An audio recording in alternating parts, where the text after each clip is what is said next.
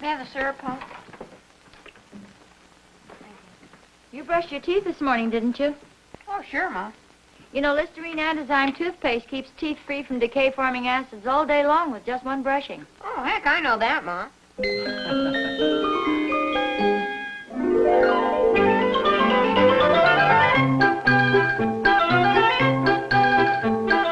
Listerine, the most widely used antiseptic in the world, and Antizyme, the first all-day anti-enzyme toothpaste, presents The Adventures of Ozzie and Harriet, starring the entire Nelson family. Here is Ozzie, who plays the part of Ozzie Nelson, and of course his lovely wife Harriet as Harriet Nelson. The older of the Nelson boys, David, appears as David Nelson, and his younger brother, the irrepressible Ricky, played by Ricky Nelson. The Nelsons' next-door neighbor, Thorny, is played by Don DeFore.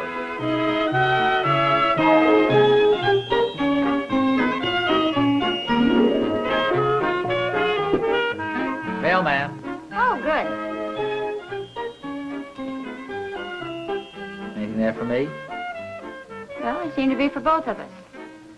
Here, I'll split them with you. Oh, gee, thanks. What are you complaining about? You haven't got any envelopes open. Oh, it's a thank you note from the Dunkles. They loved our Christmas present. Oh, that's good. It's rather interesting. It's from the bank. They think it's about time we open a new savings account for next Christmas. It seems like a good idea. Yeah. With what, though? Must be from Doc Williams. Smells like ether. You have the most vivid imagination. Yeah? Oh, they love the ashtray we sent them for Christmas. Oh, that's good. Ashtray? Well, what did we send them? Well, I bought it for a candy dish. I guess you could use it for an ashtray, though. Well, what do you care as long as they like it? Any mail for me, Mom? No, I'm afraid not, dear. Were you expecting any? Not necessarily. I was just hoping for a late Christmas check. Oh, well, I'm afraid you're out of luck. Oh, speaking of Christmas, have you guys written your thank you notes yet? Well, sure. We wrote Grandma Nelson last week. Don't you remember? And Aunt Lyde. And we thanked Uncle Al and Aunt Kay over the telephone. Well, I still think they'd like to receive a thank you note from you. You know, people like to save those things. How about Iggy Schwartz? He sent you a present, didn't he? Well, gee, Pop, I see him every day at school. Well, I still don't think it'd do any harm to send him a little note. Of course not. He was thoughtful enough to send you a Christmas present. You know, the fact that you see people every day doesn't make any difference. They still like to receive a little note from you. You mean I have to write one to you and Pop and David? No, not necessarily. But I think it'd be nice if you sent one to Iggy. Well, it does seem kind of silly writing a note to a person you see every day. Oh, I don't think so. Hey, I just thought of something. I don't have any writing paper or envelopes. Oh, that's a pretty feeble excuse. There's plenty of writing paper in the den. Just grasping at straws. You might as well do them right after breakfast and get them over with. Sure. And have the letters written by the time you sit around here talking about it. I still don't think I should write Iggy. He'll think I'm crazy. He'll be very happy to receive it. I don't even know what to write him. Well, we have a book of etiquette in there somewhere. I'm sure there'll be some good suggestions in that. Tell you what I'll do, Rick. Right after breakfast, as soon as you finish that, you go in the den and start writing the letter. And I'll be in a few minutes and give you a hand with it. Well, thanks, Pop. Would you write Mr. Thornberry about the fruitcake he sent you? Oh, Mr. Thornberry? Well, I didn't send him a formal note. What kind of a note did you write him? Oh, well, I didn't exactly write him any kind of note. I thanked him in person. I thanked Iggy Schwartz in person. Well, yes, I know, but that's different. See, Mr. Thornberry is our neighbor. He lives right next door, and I see him every day. Well, I see Iggy every day. Well, yes, I know you do, but, see, that's completely different. See, Mr. Thornberry gave me a fruitcake. I give up. What does that prove? Well, Yeah, Pop, what does that prove? well, it's... I mean, your mother... Come on, Pop. We'll write them together.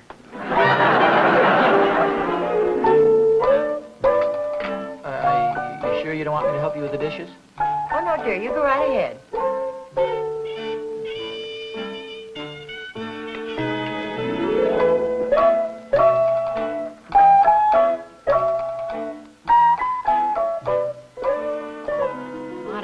book of etiquette is.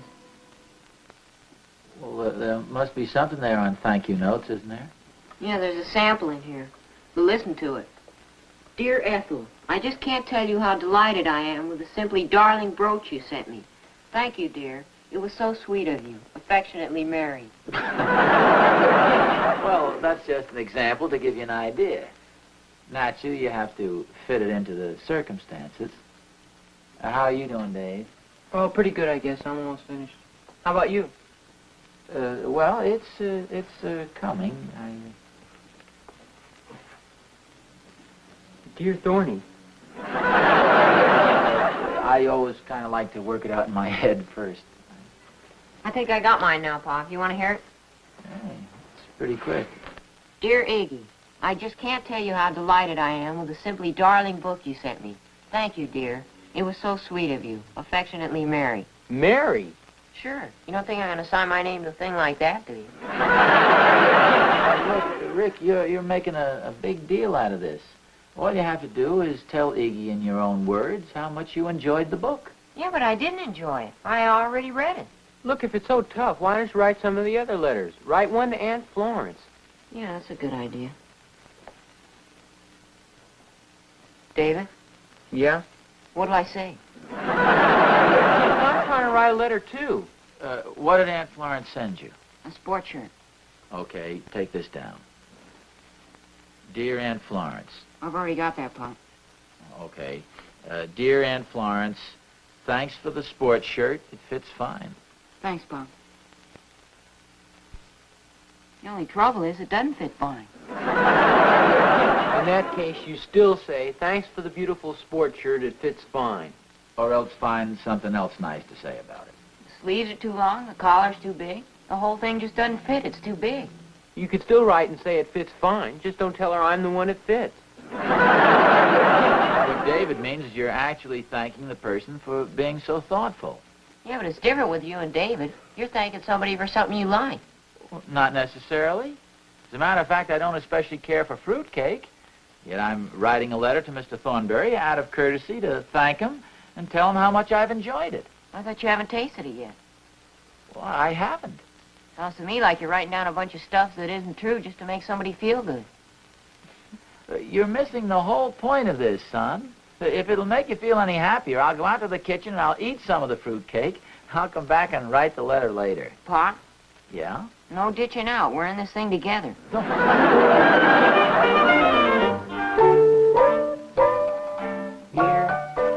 Iggy. I'm going to write mine upstairs. What's the matter with you? I'm trying to write Uncle Ben, and I wrote Dear Thorny twice, and now I just wrote Dear Iggy.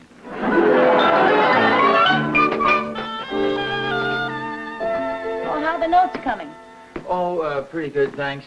Do you know where that fruitcake is that Thorny gave me for Christmas? I thought you didn't care for fruitcake. Well, I don't especially, but I don't want to eat it. I just want to taste it. Well, I think it's in the cupboard over there.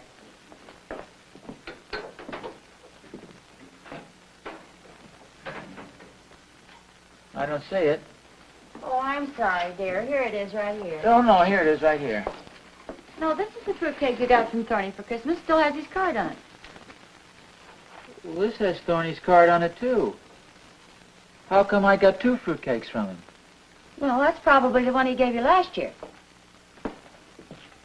I don't remember Thorny's giving me a fruitcake last year. Well, sure, don't you remember? You said the same thing about the one he gave you the year before that. Oh, yeah, I think you're right. Doesn't that seem awful strange, a man giving me fruitcake 3 years in a row? Well, some people just have a hard time deciding what they want to buy for Christmas presents. Well, I mean, I can understand that if it's a business acquaintance, but you'd think a man would use a little more thought selecting a Christmas gift for his best friend. I don't know why. His best friend didn't even remember what he got. Well, I still say it's silly to have two fruitcakes in the house. 4. Mr. Miller at the market gave us one, and the milkman gave us one. How about that? That Thorny sure has an original mind. And after all the thought I put into his gift. I thought you gave him a jar of hard candy. Well, I did. I said to myself, what would I like to have somebody give me for Christmas? And I decided on a jar of hard candies. I've liked them ever since I was a small boy. Everybody likes them. Well, maybe Thorny likes fruitcake. That's the reason he gave you one. Besides, I had a hard job finding one with a lot of peppermint sticks in it. Well, I don't know, dear. I'm sure Thorny meant well. Well, I still say it shows a lack of originality to give a man the same gift year after year after year. Have you felt the weight of this thing? It must weigh a ton. Well, it's a year old. Oh! Oh! I think I broke my toe. Oh, come now. Can't hurt that bad. By the way, did you finish writing your thank you note to him? A thank you note? Are you kidding, Harriet? He probably tells his secretary to order a couple of dozen of these things and send them to everybody he knows. Well, it wouldn't hurt you to write him a thank you note anyway. I'm sorry, but I'm not that much of a hypocrite. My best friend sends me a fruitcake 3 years in a row. What's Christmas coming to? Boy, this is more work than I thought. Oh, good. You all finished? Yes, ma'am. I have one of them done. See if you liked it. Dear Iggy, thanks for the wonderful book. It was wonderful. Think that's too flowery? Rick, I've been thinking over this whole situation about the book Iggy gave you, and I've come to the conclusion that if you really don't like it, you've got a perfect right to change the letter. Gee, I have, about 7 times. I know, but what I mean is I don't think there's any necessity for you to sit down and write a bunch of flowery stuff when the boy doesn't even take the trouble to pick out a gift that you can enjoy. I have to make up another letter? Well, that's something between you and your conscience, son. Just remember there's an old proverb, and it stood the test of time pretty well. Honesty is the best policy. Well, you mean you're not going to write a thank you note to Thorny? Harriet, there are some things it's better to tell a person right to his face. I'm going to find Thorny and tell him exactly what I think of his fruitcake.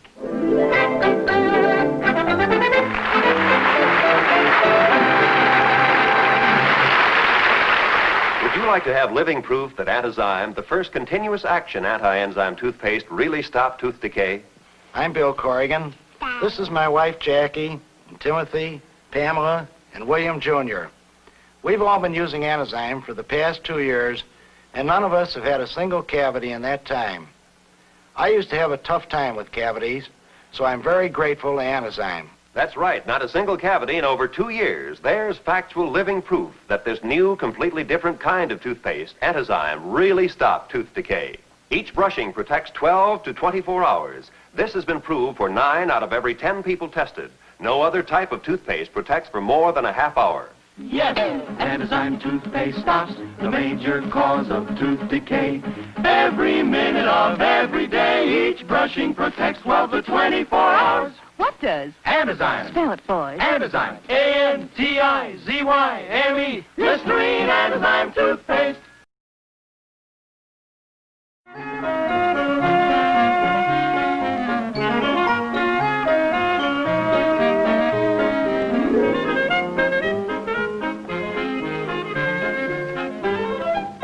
Thorny? Hi, Oz, old boy. Happy New Year. Oh, thank you. Happy New Year to you, Thorny. I've been looking all over for you. You missed me, huh? Well, we've been over visiting Catherine's mother for a few days. Oh. Say, how about having a chocolate soda with me? No, thanks. I'll sit down with you for a while. I want to... Wonderful chocolate sodas here. Sure you won't have one? No, thanks. Well, how about having a banana split? No, thanks. I'm not interested in anything like that just now. And I feel I know you well enough to tell you why. You don't have to tell me, Oz. I can see it. You're getting a little fat there. Chocolate soda for me. 1 chocolate soda.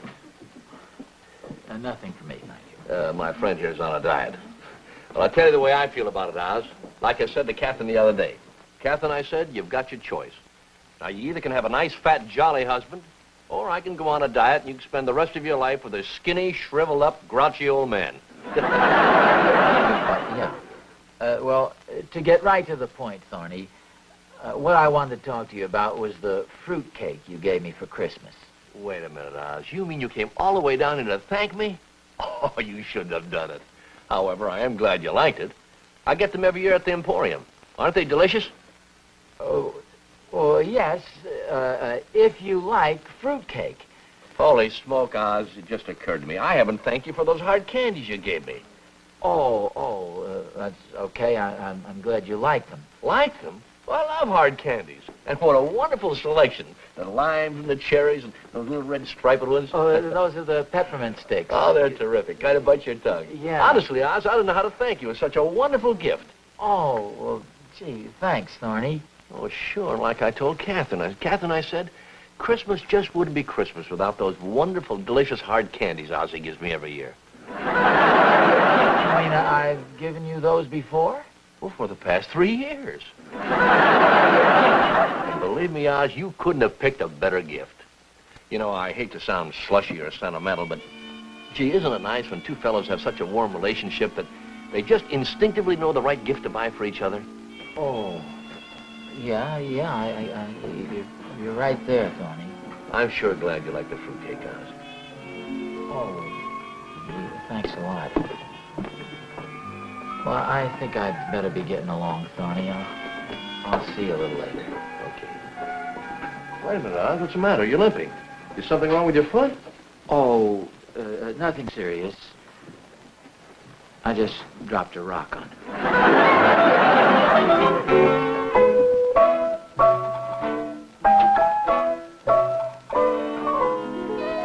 Oh, no, don't tell me you're still writing that thank you note to Iggy Schwartz. Will you stop bothering me? I'm having enough trouble as it is. What are you making such a big deal out of it for? Pop told you what to do. Just write something diplomatic and sign it. What's so hard about that? That's not what Pop told me to do, wise guy.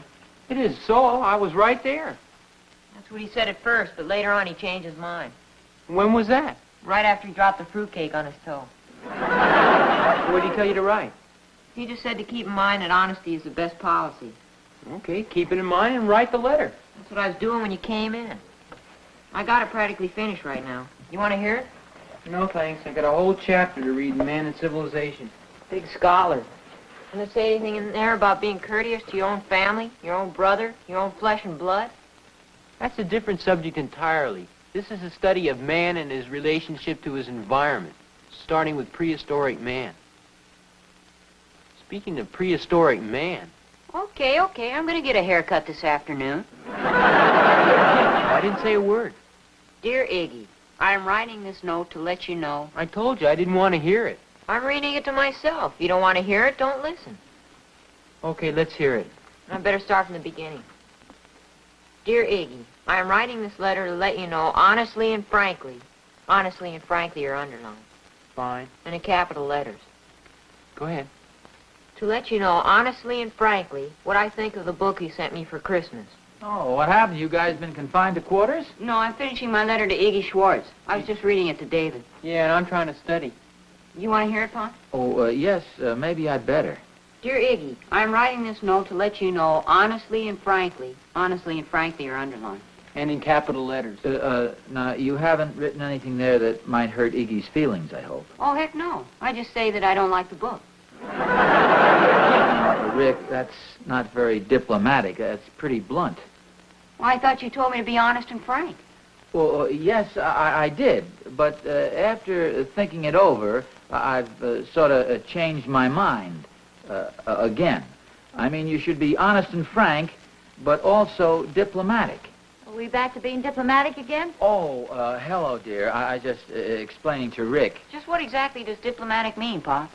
Oh, well, it just means being tactful and sneaky.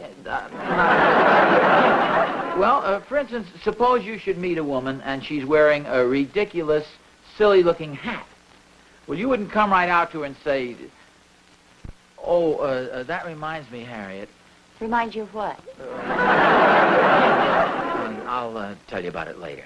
Anyway, I think, Rick, you just ought to write a real nice letter to Iggy and tell him you enjoyed reading the book and you appreciate his thoughtfulness. Okay, Pop, if you say so. I think that's best, too, dear. Okay, Mom, if you say so. I agree with Mom and Pop. Okay, David, if you say so. Well, let's get out and let the boys get to work. Okay, dear, if you say so.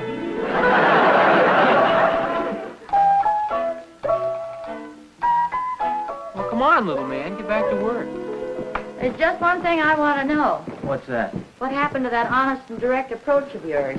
Oh, well, to be perfectly frank with you, I ran into Thorny down at the drugstore, and before I had a chance to say anything, he started to tell me how much he enjoyed the wonderful hard candies I gave him. Oh, wasn't that nice? Yeah, it seems I just sort of hit on something he especially liked, so I didn't have the heart to tell him I didn't care for the fruitcake. Well, I should hope not. That'd have been a terrible thing to do. Yeah. You know, he's right. That hard candy makes a wonderful Christmas gift. I wish somebody had given me some. Why don't you ride downtown with me and buy yourself some? Well, are you going downtown now? Yes, I'm going down to the Emporium and exchange a few things. Oh, Christmas gifts? They're just a few things. Say, here's an idea. Maybe the Emporium would let me exchange the fruitcake Thorny gave me, you know, the one I didn't drop on my toe, for a jar of hard candies. Well, I'm sure they'd be glad to. Did he buy it there? Yes, he said so. You know, isn't it funny that I should pick out something that Thorny's crazy about, and he should buy something that I don't like? I guess it must be intuition or something, huh? I suppose so. What are you exchanging? Oh, just a few things. Well, such as what? Well, the slip that Mother gave me is too small, and Clara Randolph gave me a sandwich plate I'd like in a different pattern, and Mary Dunkel gave me a pretty sweater that I'd like in a different color. Is that all you're exchanging? Yes, why? Oh, nothing. I was just wondering. No, don't worry, dear. Everything you gave me is just perfect. Oh! Good to hear.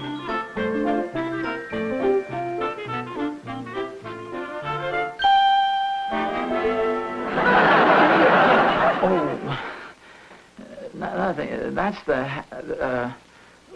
did you just... Yes, you bought that hat quite recently, didn't you? Yes, I got it on sale. Isn't it cute? Oh, yeah. It's very diplomatic.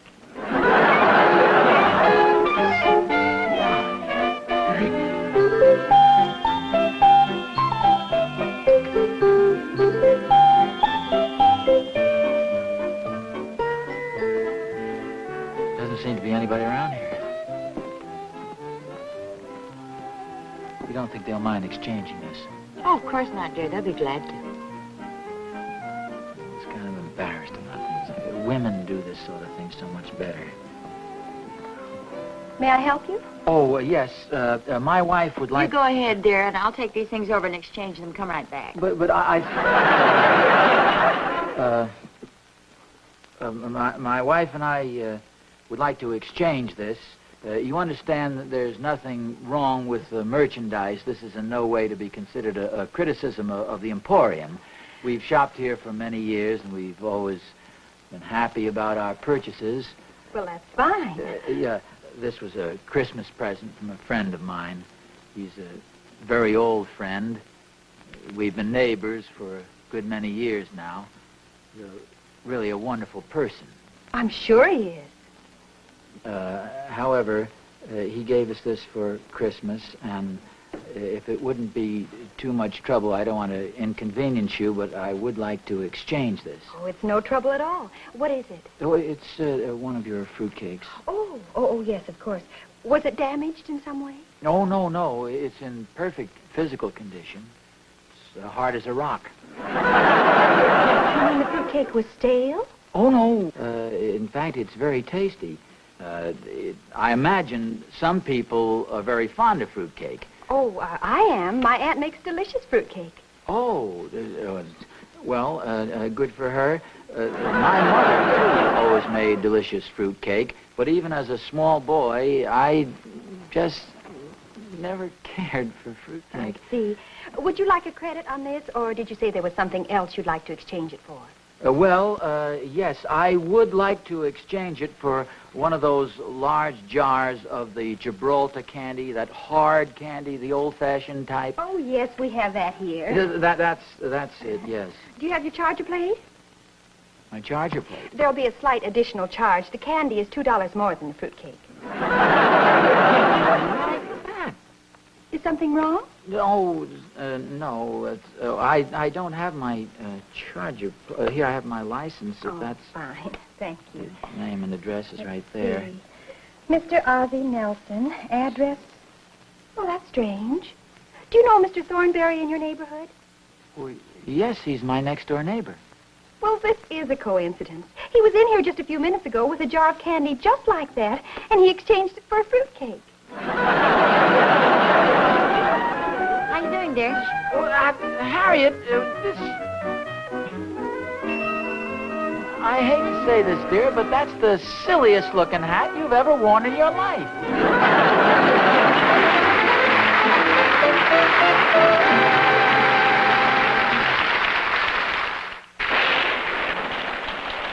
Did you get your feet wet today? Were you in a draft from a window or a door or a drafty corridor? Did someone sneeze near you, showering germs on you? If any of these things happened today, gargle Listerine, quick, tonight. Here's why. Wet feet, drafts, or fatigue can lower your body's resistance to colds. Germs of the throat can get the upper hand. A cold can develop. Listerine antiseptic reaches way back on throat surfaces, kills germs by millions. Clinical tests have shown that germs on mouth and throat surfaces were reduced as much as 96% 15 minutes after the Listerine gargle, as much as 80% even an hour after. So at the first sign of a cold, get after the germs. Gargle Listerine regularly morning and night, because Listerine antiseptic kills germs by millions.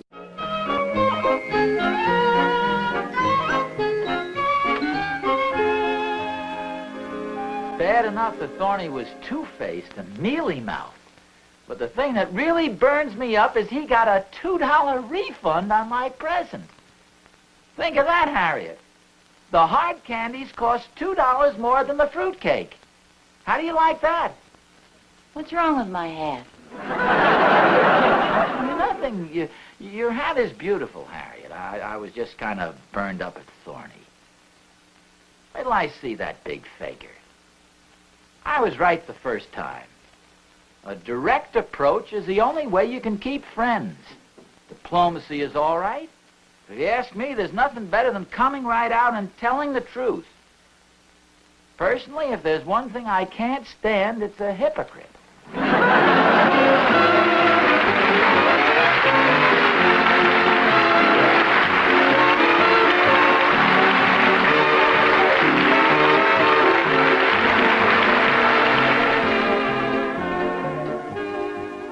Flakes on your comb can be signs of dandruff. Your scalp starts to itch, it's a warning to you.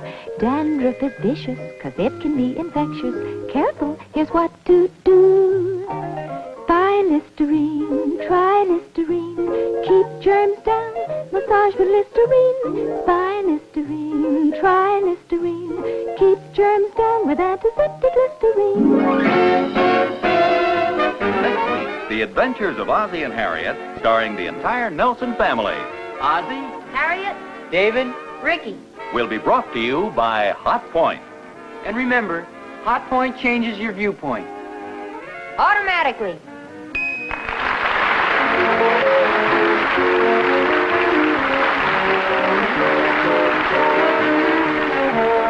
Janet Waldo was the department store sales clerk. The waitress was June Fenley. This is Vern Smith speaking.